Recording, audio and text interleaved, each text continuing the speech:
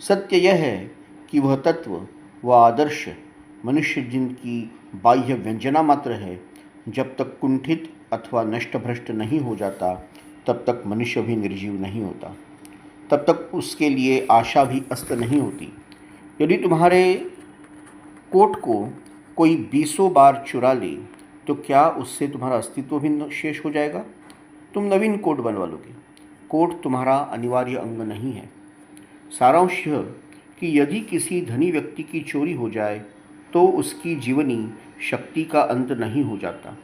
उसे मृत्यु नहीं कहा जा सकता, मनुष्य तो जीता ही रहेगा। यह सिद्धांत के आधार पर खड़े होकर आओ, हम अवलोकन करें और देखें। अब भारत राजनीतिक शक्ति नहीं, आज वह दासता में बंधी हुई एक जाति है। अपने ही प्रशासन में भारतीयों की कोई आवाज़ नहीं, उनका कोई स्थान नहीं। वह है केवल 30 करोड़ गुलाम और कुछ नहीं। भारतवासी की औसत आय 1.5 रुपया प्रतिमाह से अधिकांश जनसमुदाय की जीवनचर्या उपवासों की कहानी है, और जरा सी आय कम होने पर लाखों काल कवलित हो जाते हैं। छोटे से अकाल का अर्थ है मृत्यु।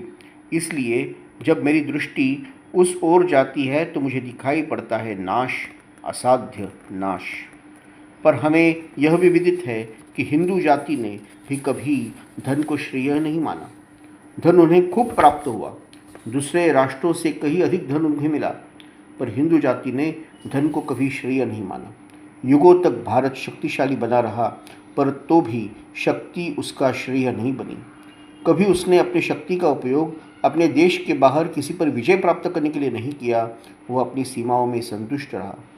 इसलिए उसने कभी किसी से युद्ध ही नहीं किया। उसने कभी साम्राज्यवादी गौरव को महत्व नहीं दिया। धन और शक्ति इस जाति के आदर्श कभी नहीं बन सके।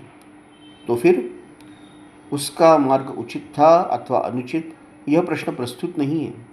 परंतु बात यह है कि यही एक ऐसा राष्ट्र है, यही मानव वंशों में एक ऐसी जाति है जिसने श्रद्धापूर्वक सदैव